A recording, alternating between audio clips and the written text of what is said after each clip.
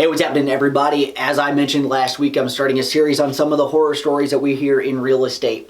Last week, I talked about buyers from hell, but guess what? We have some horror stories from sellers as well.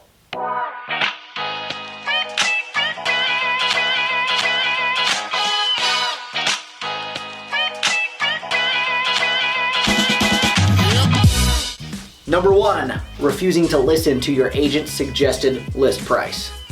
Let's face it, if you're hiring a real estate agent, marketing, getting it out to the public, and making sure that they can bring buyers through is one of the things that you absolutely want from them. But guess what?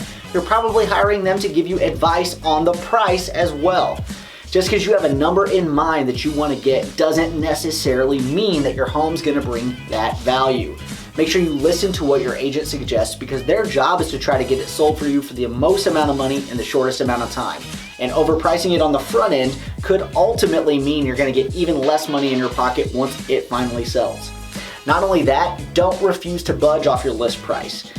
It is a seller's market. You're probably going to get close to what you're asking for it, but you should still be prepared to negotiate, because you may get offers that come in a little bit below.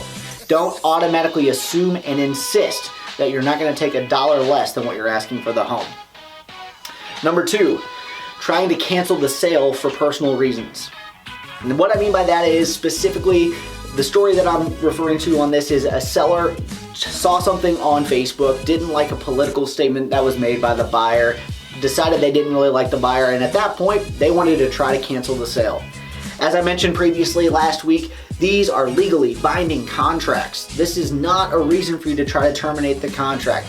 Just because you have a personal reason that you don't want to sell to this buyer doesn't mean you can cancel the sale, and it's a good way to ultimately end up in a lawsuit if you try to get out of a deal that you've agreed to.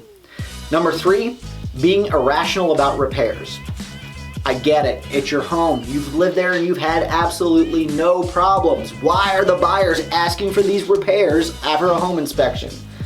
Just because you've lived there without any issue doesn't necessarily mean there hasn't been a problem. It just means it hasn't affected you yet.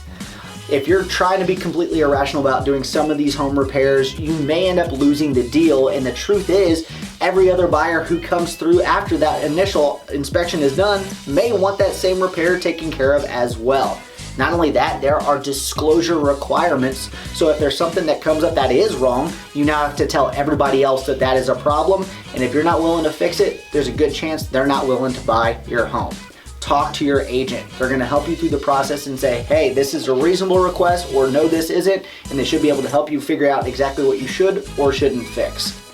Number 4, trying to limit financing. What I mean by that is, specifically, there are some people I've talked to in the past that have said, hey, I don't want to accept an offer with XYZ type of financing.